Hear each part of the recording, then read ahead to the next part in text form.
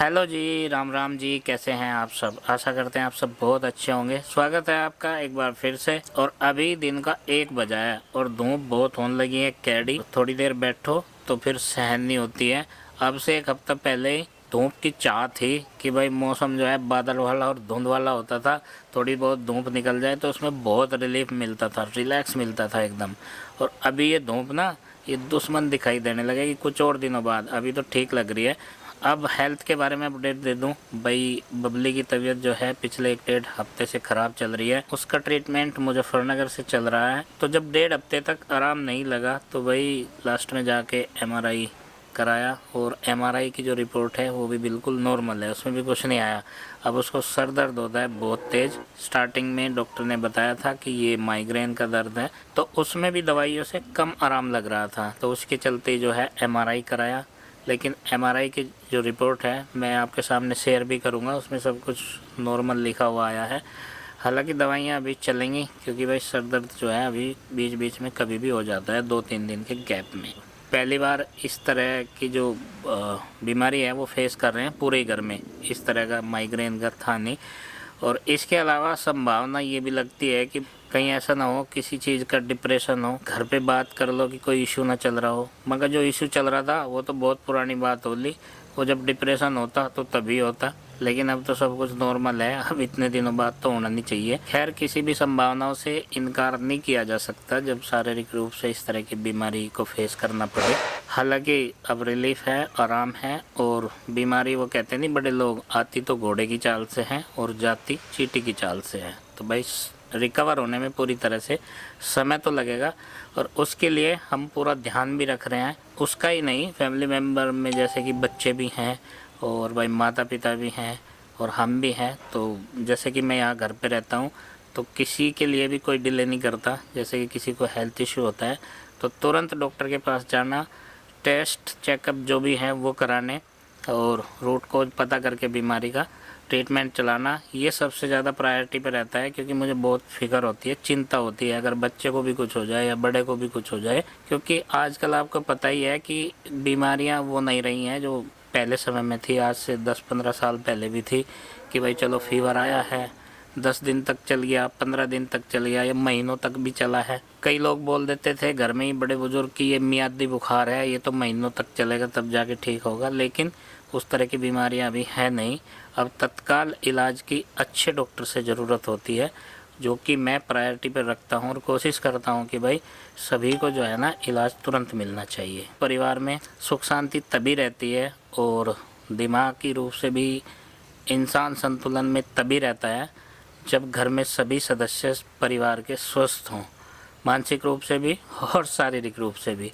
तो ये एक बहुत ज़रूरी चीज़ है। और इन चीज़ों में बैलेंस बनाए रखने के लिए बहुत सारे तो सेक्रीफाइस भी करने पड़ते हैं, पूरा ध्यान रखना पड़ता है और कई बार कई चीज़ों से समझौते भी करने पड़ते हैं। तो ये सब चीज़ें खैर जीवन का हिस्सा है, ये चलती रहेंगी, पहले से चलती आ रही हैं और आगे भी चलती रहेंगी। और इनमें संतुलन बनाना ही वो जीवन है। और एक परिवार को लेकर के चलने में इस तरह के चैलेंजेस बहुत फेस करने पड़ते हैं।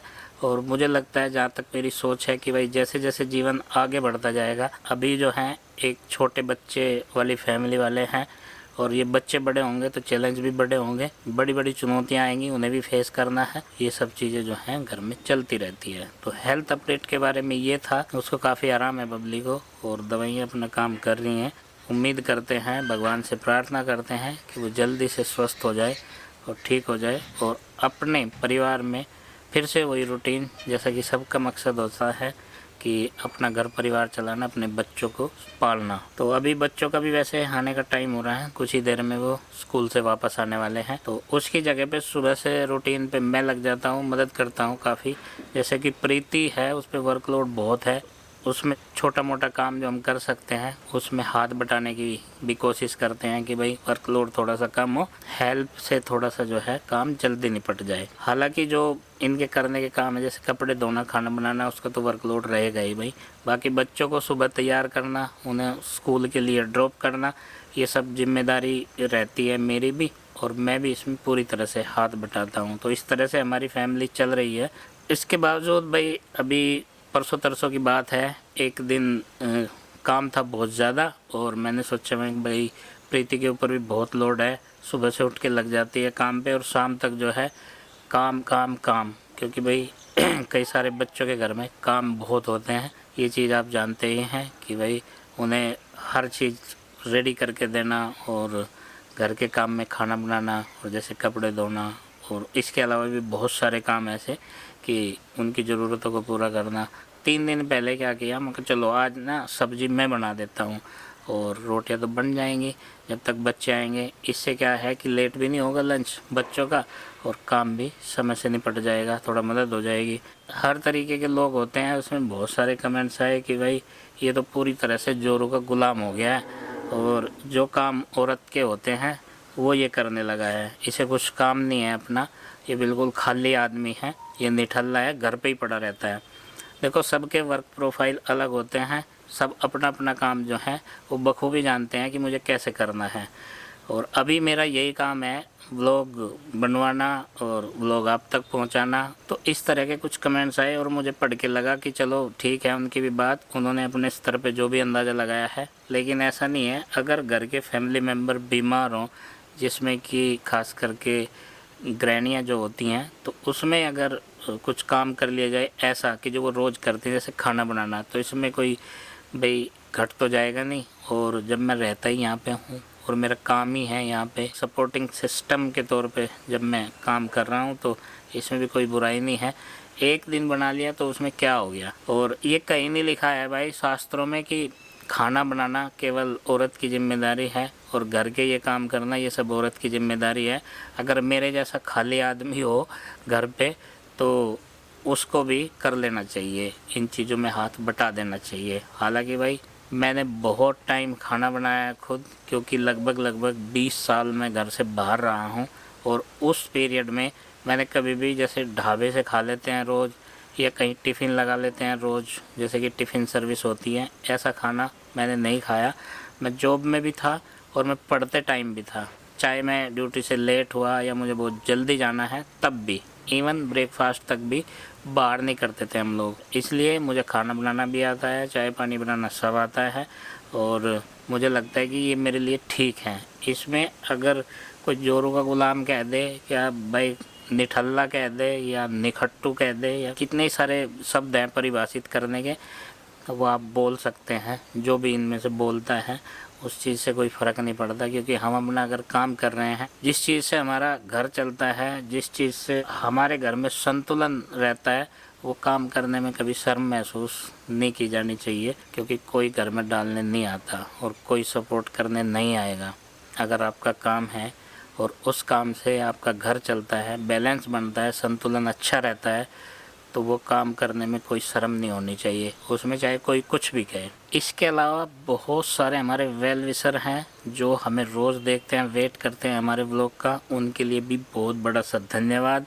बीच बीच में कमेंट्स भी रीड करते हैं हम उनके, जो अच्छे कमेंट्स करते हैं और रेगुलर व्यूअर हैं और काफ़ी टाइम से हैं, इस चीज़ को भी नोटिस करते हैं। हालांकि कभी कभी टाइम कम लगता है जब घर में कुछ समस्याएं रहती हैं या शेड्यूल बहुत बिजी रहते हैं। काफ़ी सारी बहुत अच्छी एडवाइस होती हैं, उसमें चेंजेस भी किए जाते हैं कि हम कोई चीज़ अगर गलत तरीके से कर रहे हैं, जैसे कि हमारे कुछ रिचुअल्स हैं और कुछ घर में है, जैसे कि वास्तुशास्त्र के हिसाब से ही अगर घर में कहीं कोई चीज़ रखी है और उसको नोटिस करते हैं हमारे व्यूवर, हमारे सब्सक्राइबर, तो वो एक फैमिली की तरह हम उनकी बात मानते हैं, उन चीज़ों में फेरबदल भी किया जाता है। हर आदमी, हर इंसान अपनी लाइफ को एक बहुत अच्छी, बहुत सटीक और बैलेंस में बनाना चाहता है, उसके लिए निरंतर कोशिश भी करता रहता है और हमारी भी यही कोशिश रहती है। और बच्चों की छुट्टी का भी इसी के साथ टाइम हो गया है और वो आ चुके हैं। नमस्ते बेटे, नमस्ते पापा जी। नमस्ते चमन, नमस्ते नमस्ते। कैसा रहा? बहुत बढ़िया। बहुत बढ़िया रहा। हाँ जी। सर्दी तो लगती है अब? ना, चलो तो गर्मी लगे, पसीने आ रहे। अच्छा, और इनकी हो गई छुट्टी। आओ बेटे, आओ तुम भी। नमस्ते बेटे, नमस्ते। और तुमने टोपे वो भी उतार दिए अपने हैं? पापा जी मैं फंस गया। कहाँ फंस गए? बैग खाट में। और आपका बैग कहाँ है नंदू जी? हैं पिताजी के पास। चलो तो अपनी अब यूनिफॉर्म चेंज करना और मैं आ ही रहा हूँ। तो भाई अब ये आ चुके हैं, इनकी यूनिफॉर्म चेंज करना उसको सिस्टम से लगाना, ऑर्गेनाइज करना, ये भी जिम्मेदारी है और ये भी हम करने के लिए बिल्कुल तैयार हैं। और मौसम जो है बच्चों के लिए भी फिट होने लगा। अब तो सर्दी नहीं लगती भाई, इसको हमारी छोटकी को बहुत सर्दी लगती थी। दिखाइए आई कार्ड पे फोटो दिखा दो एक बार अपनी। ये देखो भाई इसकी आई कार्ड वाली फोटो है, 2 चुटिया बना रखी है इसने। तो चलिए, मेरे बड़े बड़े बाल थे इसलिए। पहले बड़े बाल थे आपके, आरुषि के भी बड़े बाल थे, फिर हो जाएंगे हैं? हाँ फिर से बड़े बाल होंगे। हाँ कोई चिंता नहीं करना, बालों का काम है बड़े होना। हाँ बेटे बताओ, फिर भी बड़े होने बाल, फिर भी बड़े होने बाल। और क्या, घूम फिर के बड़े ही होने हैं, तो इनका क्या मलाल करना, कट गए तो कट गए थे। पापा जी हाँ इतने मेरा बर्थडे आएगा ना दूसरा, इतने तो मेरे इतने हो जाएंगे बाल। ओ बेटे जो लॉन्ग, कटवाए ना तो। जो कटवाए नहीं तो भाई बहुत लॉन्ग हेयर हो जाएंगे और सुंदर लगेंगे, काफी बढ़िया। और जब तक पापा ना, जी हाँ हमारी क्लास में ना एक लड़के है, उसके ना इतने बाल हो रहे। अच्छा, आपके भी तो इतने ही हो जाते अगर नहीं कटते तो, हैं? हाँ। फिर हो जाएंगे। अभी तक तो इतने हो जाते मेरे, उससे भी बड़े। ओ जी हाँ, हाँ तो फिर तो आप चोटी बना करते लंबे वाली 2 हैं, हाँ है ना? और उसके फ्रेंड भी तो बनावे है, 2 चुट्टियां हेयर क्लिप भी बना पहन के आवे है। अच्छा, इतने बड़े हो रहे हैं उन दोनों के बाल। तो चलिए फ्रेंड्स, इस व्लॉग को करते हैं यहीं पर समाप्त और अपने काम में लगते हैं अब दोपहर बाद वाले में। और आपसे मिलते हैं कल एक और नए व्लॉग के साथ में। तब तक के लिए बाय बाय और सबको हमारी राम राम।